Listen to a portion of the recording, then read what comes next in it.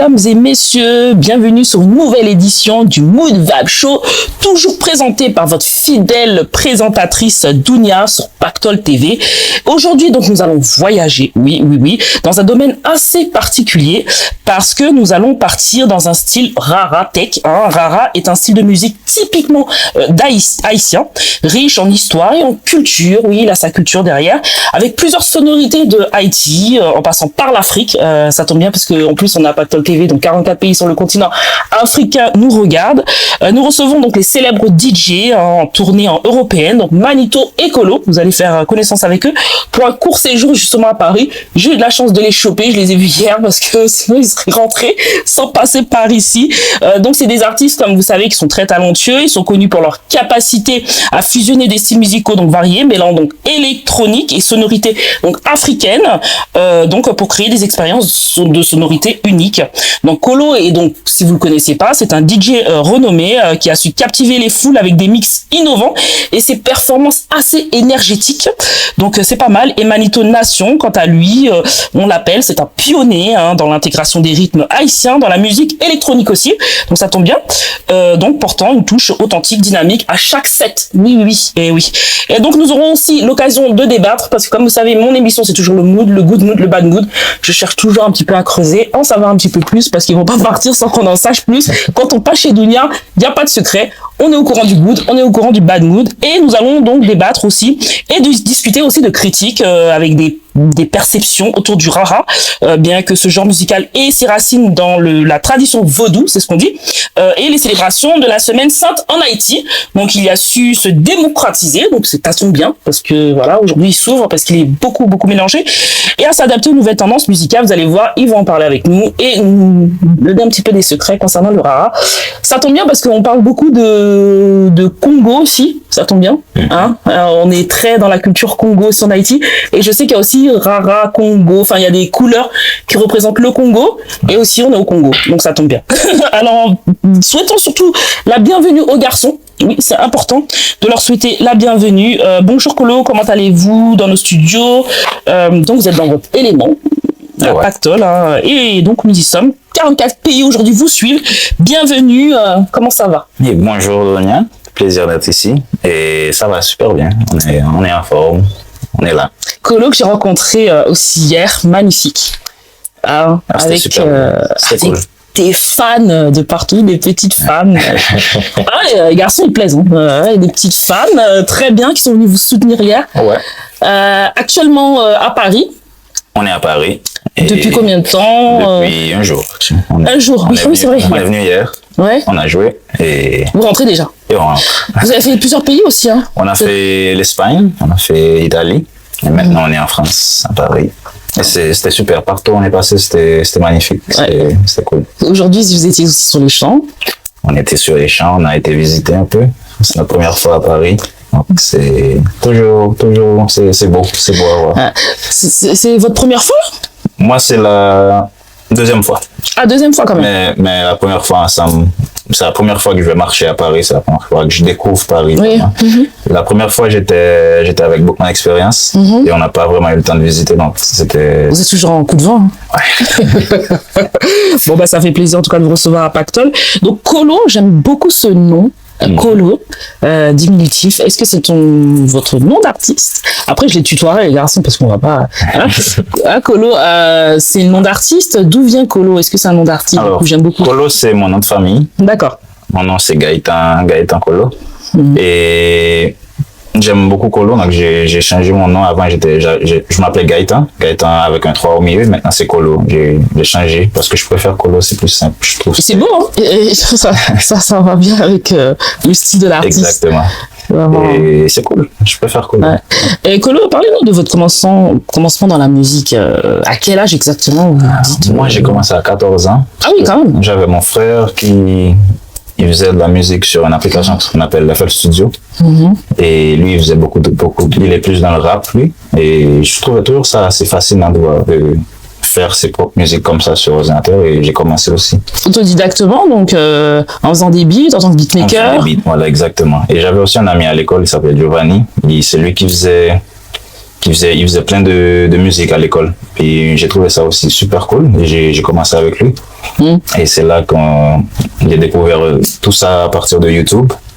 Et c'était vraiment cool. J'ai tout appris sur YouTube tout seul. Et c'est là, voilà. Bah, c'est très bien. En tout cas, bienvenue chez nous. Ça fait plaisir. Je sais même pas quand est-ce que je vais vous voir. Vous êtes aussi de Cap ou pas? Moi, je suis de Port-au-Prince. Port-au-Prince, oui. Et aussi de la Suisse, grâce à mon père. Ah, vous avez des mélanges un peu? Ouais. Hein? Haïtiano-Suisse. Ah, pourtant, il y a dit là qu'il y a un petit goût autour. Il y a des très beaux garçons. Je ne me l'auriez pas dit, je n'aurais même pas remarqué. On dit que vous êtes lancé dans la musique rara aussi. Oui, exactement. Et ça, c'est grâce à Gardi Giro, aussi un producteur et DJ en Haïti.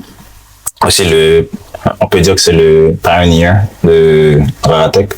C'est grâce à lui que j'ai commencé, c'est lui qui m'a initié. Exactement, au DJ, aux productions de musique. Et c'est comme ça que j'ai commencé avec lui. Premier event que j'ai fait, c'était avec lui. C'était en Haïti, c'était à Port-au-Prince. Et c'est de là que j'ai vraiment aimé et j'ai continué.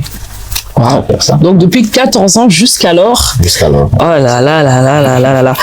Comment ça va, Manito? Manito Nation. Est-ce que je dis bien Manito Nation? C'est Manito tout court, ça va? Manito tout court. Comment ça va? Ça va. Bienvenue Merci, en tout cas chez nous. C'est la première fois ou pas? Oui, c'est ma première fois en France, c'est la première fois à Paris. Aussi du Nord, Capois. Ouais, je suis Capois, je suis né au Cap Haïtien, en Haïti. En 1995. Ouais, du vrai nom Emmanuel. Mon vrai nom c'est Emmanuel Fijac. Le Manito vient d'Emmanuel. Parce que mon père s'appelle Jacques Emmanuel et il m'a appelé Jacques Emmanuel, fils. Du coup, mon grand-père qui était là, il a dit que en Haïti, tous les Emmanuel s'appellent aussi Mano, mais il ne voulait pas m'appeler Petit Mano, tu vois. D'accord, oui, parce qu'il y a Mano, il y a une histoire aussi derrière le Petit Mano. Et ils ont mis le diminutif Ito en espagnol et puis ça fait Manito. Manito. Ouais. De parents aussi, super, aussi des parents qui étaient aussi dans le milieu de la musique. Mon grand-père, oui. Mon grand-père, c'est le fondateur du groupe Septentrional. Oui. Qui est un grand groupe. Ouais. C'est l'un des plus grands groupes d'Haïti. Lui, son nom, c'était Volonté Pierre-Jacques. Ouais. Et lui, c'est le pionnier, c'est l'un des pionniers là, du groupe Septentrional. Est-ce qu'ils vous ont soutenu? Parce que c'est dur, hein. Quand on a un enfant qui veut faire de la musique, surtout en Haïti, c'est pas facile. Par exemple, mes parents m'ont soutenu, mais ils avaient peur, tu vois. C'est-à-dire qu'ils n'avaient pas de problème que je joue à l'église normalement. Il n'y avait pas de problème que... Oui, parce que vous avez commencé dans l'église aussi à chanter. Ils n'avaient pas de problème que je joue dans l'orchestre de mon ancienne école.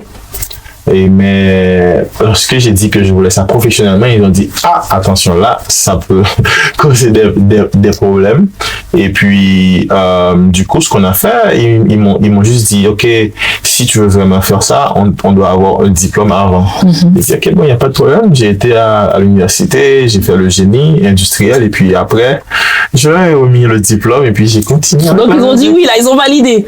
Ouais, ils ont validé. Nous, comme parents haïtiens, toujours. Ah, nous, comme parents haïtiens, difficile, hein. Ouais. Est-ce qu'ils n'ont pas raison, finalement? Ils ont eu raison. C'est vraiment difficile cette question. Mais pour moi, oui et non. Par exemple, moi-même, lorsque je vois mon enfant, s'il me dit qu'il veut faire la musique, tu vas faire la musique. Ah bon? Ouais. Même s'il n'a pas de diplôme? Tu vas faire la musique parce que c'est un métier là. Je vis pratiquement de la musique là. Ah bon? Ouais. Oui, mais vous êtes célèbre déjà. C'est peut-être pour ça. Oui, mais j'ai travaillé dur pour qu'on puisse me connaître. Ça veut dire que je pense que... il y en a qui sont obligés de faire des longues études de musicologie, enfin... Je pense que c'est dur. Ça dépend de ce que tu veux. Par exemple, si je voulais, être maestro de l'orchestre philharmonique, si je voulais faire partie des orchestres philharmoniques, opéra, tout ça, où tu m'inscris et jouer dans des spectacles peut-être très classiques, je pense que ça serait une autre étude. Mais j'avais toujours envie de créer, j'avais toujours envie de montrer aux gens ce que j'ai à l'intérieur de moi. La musique, dès mon adolescence, ça a toujours été mon meilleur ami. Je pouvais m'exprimer, je pouvais dire ce que je ressens lorsque je produisais. C'est-à-dire que je pouvais avoir des émotions que je pouvais pas exprimer, mais dès que je prenais mon piano, je pouvais créer des sons là.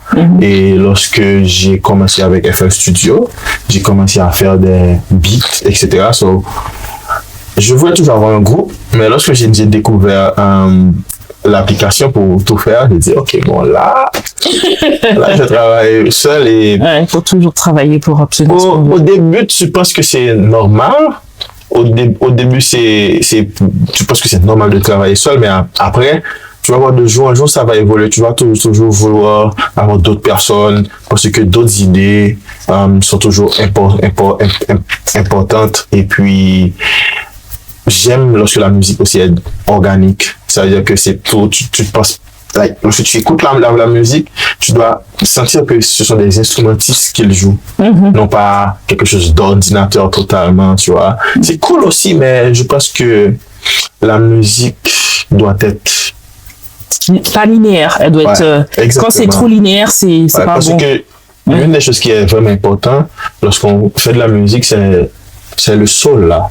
Ça veut dire que en Haïti on dit mettre de l'âme de la musique, c'est-à-dire mettre une âme dans la musique là. Oui, c'est ce qu'on dit. Lorsque la personne joue, par exemple, lorsque je suis sur les platines derrière mon piano, c'est tout un travail.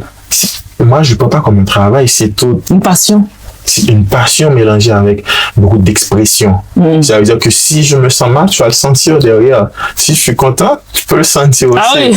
C'est comme si tu partages beaucoup de choses. Ouais. Mais lorsque vient le côté travail, par exemple, même si j'ai un problème, peut-être parfois je suis un peu triste, mais lorsque je vais dans le club là, je suis obligé de rire et de mettre la foule dans l'ambiance. Ça, c'est le travail, et ça, je sais que vous êtes très connu pour ça, justement, Manito. C'est pour ça que vous êtes tant apprécié par le public haïtien et j'imagine aussi européen. Donc, vous êtes aussi producteur avec un style, on dit, raratech, de son traditionnel. Alors, le raratech. Donc, est-ce que vous pouvez nous parler de ce que c'est que le raratech pour ceux qui ne connaissent pas? Et après, vous demandez, comment vous avez connu le rara? Est-ce que ça fait... Parce que c'est pas parce qu'on est haïtien que forcément on aime le rara. Je veux dire, c'est comme si tu disais qu'un Congolais, il aime la rumba. Non, il y a des Congolais qui aiment pas la rumba. Enfin, j'imagine que tous. Mais, tu vois ce que je veux dire? Comment vous êtes venu vers le rara? Comment le rara est venu à vous? Je vais d'abord poser la question, du coup, à Manito. Okay. Et puis je vais après venir sur Kolo. Je doute fort qu'il y a des Haïtiens qui n'aiment pas le rara. Bon, déjà, il y a une histoire derrière. Il y a une histoire derrière. Parce que, écoute, moi-même, j'ai découvert le rara, tout en étant petit, c'est pour les bandes à pied, là. C'est-à-dire que tu es chez toi et puis tu entends des cornets, des caisses, des tambours. Et puis de là, il y a une foule qui va avec, les personnes en liesse, ils chantent, etc. Moi-même, c'est comme ça que j'ai connu le rara.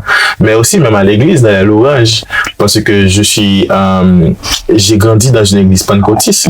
On était un peu très proche de la culture haïtienne. So, lorsqu'on fait l'Orange, il y a du rara, tu vois. Mais comment est-ce que j'ai commencé? J'ai commencé à produire des musiques normalement, hip-hop, rap, etc. Après électronique, parce que à cette époque, on était bercé dans la musique. Dans le hip-hop.